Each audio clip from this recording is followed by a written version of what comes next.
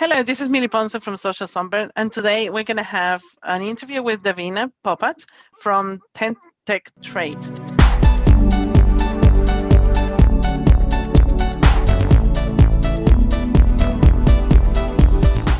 So, Davina, tell me about it. We would like to provide a virtual reality booth for retail stores. So our aim is to change the way consumers purchase within retail stores. So our company basically provides virtual reality booths for retail stores and allows customers to book their very own digital experience. Inside the virtual reality booth, we'll have a variety of 3 digital choices. The buyer's choice channel, which is basically focusing on the fashion buyers behind the brands that can upload assortment inside the VR booth. Then we have the model's choice channel, so allowing fashion models to be able to basically market their images inside the VR booth and allow customers to choose which model that they like. And the brand can then be able to monitor this fashion models and choose which fashion model will be selected for their next campaign. And then we have the advert choice channel, which focuses on preview campaigns for the customer and allows them to preview the campaigns accordingly. So we would like to provide an entertainment factor for the industry, basically the fashion industry. That sounds so futuristic. Yeah, it's I can't wait to see that in shops and places with fashion. It sounds amazing. So tell us a bit about your background. So I am originally from London, and I graduated in a degree from London College of Fashion in Fashion Retail Management in 2013. Over the past 10 years, I have various experience from fashion to real estate. And so my background is basically between the two, fashion and real estate. I came up with this vision during the lockdown pandemic, stuck in the mountains of Spain, to start my own business. So yeah, that's my background. I live in Berlin now for the last 5 years. I can imagine being in Spain and being inspired by ideas. That's the way to do it, isn't it? I used to take holidays just to get ideas and being inspired by my dreams and my goals. And it's I think that's a very good idea, to go away, just leave everything and think about it. Exactly. And as it was lockdown for the last 5 months in Spain, I was literally stuck in the mountains. So I decided to build this company in the mountains of Spain from my computer. So that's pretty amazing. In Social Sunburn, we talk a lot about social media. We talk about the good and bad of social media. I mean, we want to just inform our readers. So what do you think about, at the moment, how social media is influencing the fashion industry? I think it has a lot of influence, particularly speaking about fashion models in particular. The way that it used to work is that fashion models were able to walk into a model agency and obviously build their portfolio, and then it's being sent to brands. Now, with social media coming into force, what's happened is that luxury brands and all brands are now looking at influencers rather than considering the traditional way of hiring a model agency to take over that part of productivity or advertising. So social media, the influencers, has become a big part of the fashion industry. So brands particularly go onto Instagram, for example, and research different influencers, and based on their profile and how many likes they have and how many followers, it is then decided whether they would be the right person for the brand. So I think that there's been a lot of impact, and there's been a lot of pressure for, I would say, it's particularly fashion models to be able to exhibit themselves in a less traditional way, but now they're more pressured to be on social media and get the followers and the likes. So it's had a big impact now in terms of the decision process for the fashion industry. So do you think if some teenagers wants to be a model, do you think that now they have it much easier?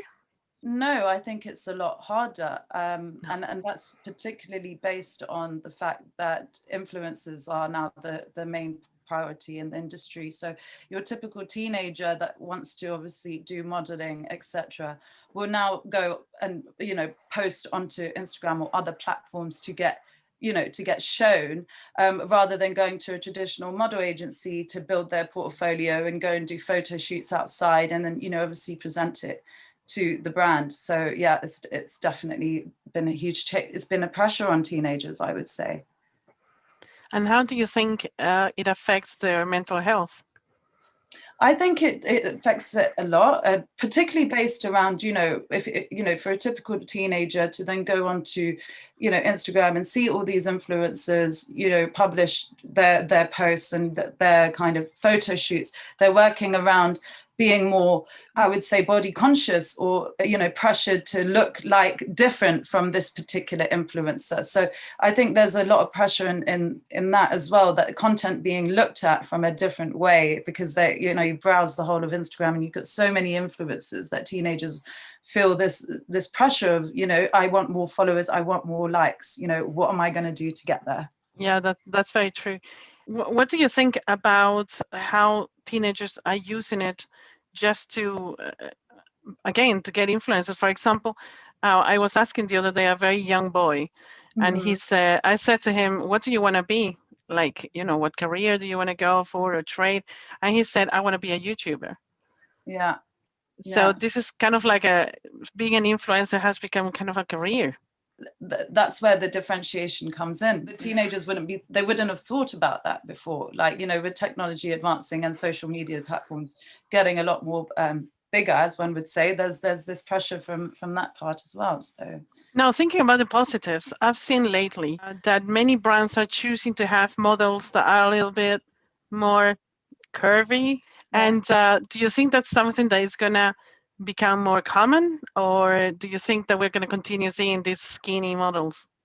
No, I think that it's going to become common, and it should become common. My dissertation actually back at London College of Fashion was based on curvaceous women, and the body.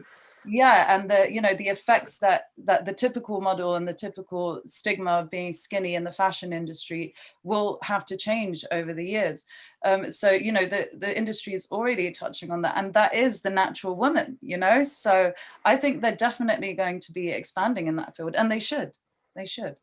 I agree with you. So tell us about your vision and what you're working on.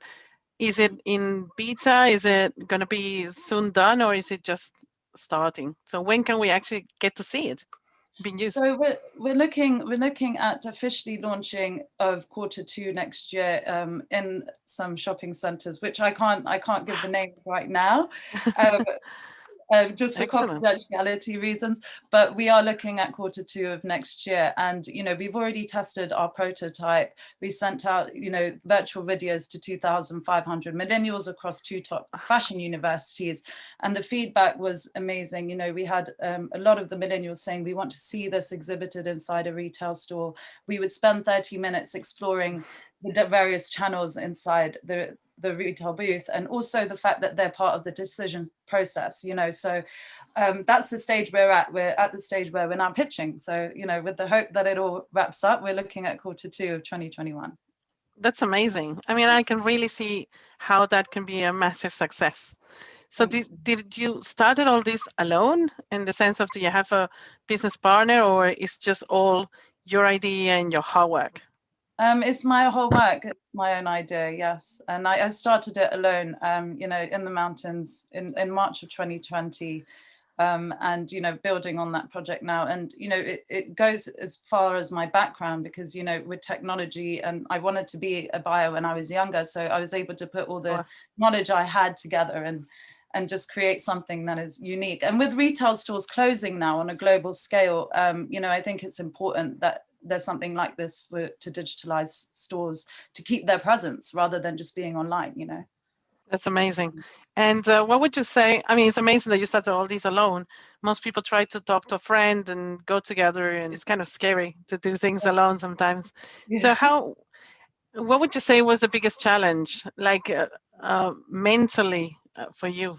The biggest challenge mentally for me was actually, first of all, I've never been in a lockdown in the mountains.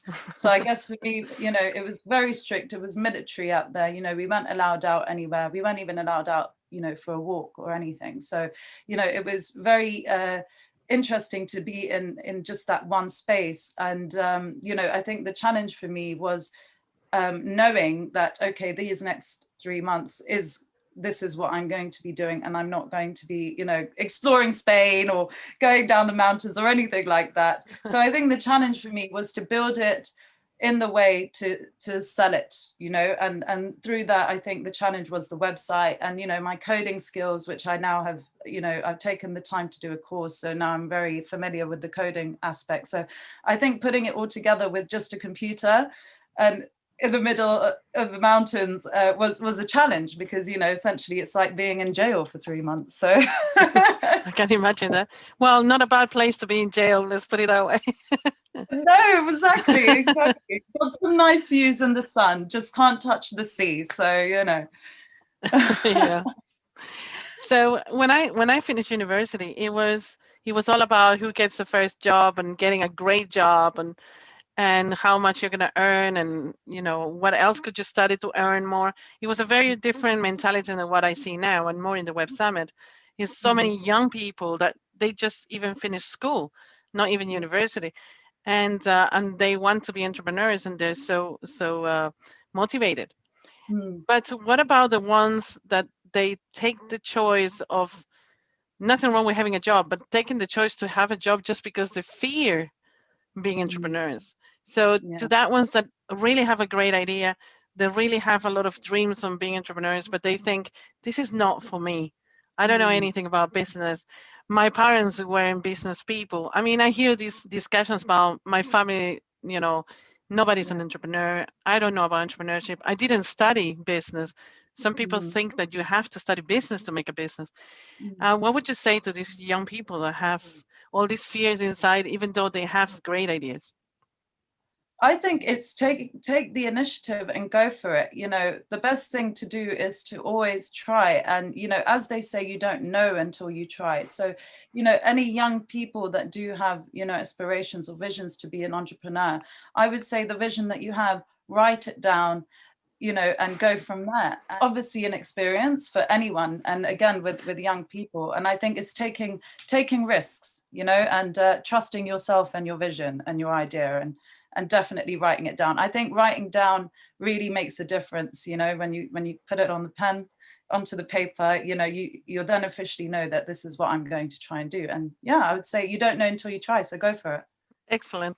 Well, thank you very much. Thank you very much for taking the time to do this interview.